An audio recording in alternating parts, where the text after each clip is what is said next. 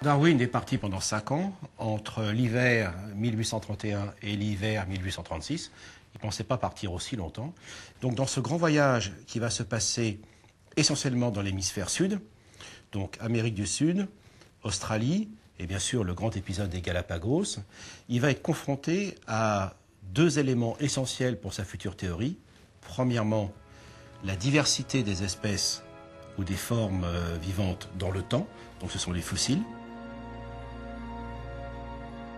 Et puis la diversité des espèces dans l'espace. Il a, au cours de ce voyage, découvert un certain nombre de choses.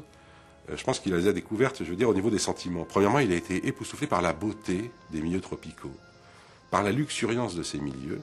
Mais en les regardant, il a aussi été effaré de la difficulté de la vie dans ces milieux.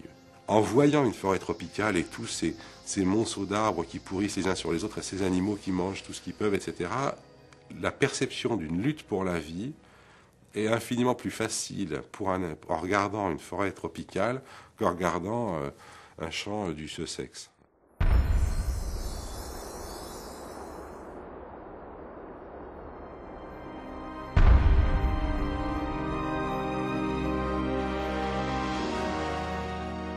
Un événement important a été bien sûr l'épisode des Galapagos, où sur chaque île de l'archipel, eh bien, il s'aperçoit que les pinsons soit ont un corps plus gros, un bec plus fin, un bec plus important. Donc il y a des différences de taille et de forme, ce qu'on appelle la morphologie, des différents pinsons, des différents îlots.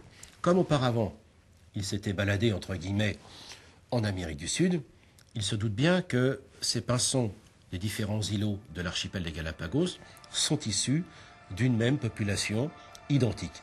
Donc, il voit bien qu'il y a eu modification et divergence. Il le note dans son carnet de voyage, d'ailleurs, sur le bateau.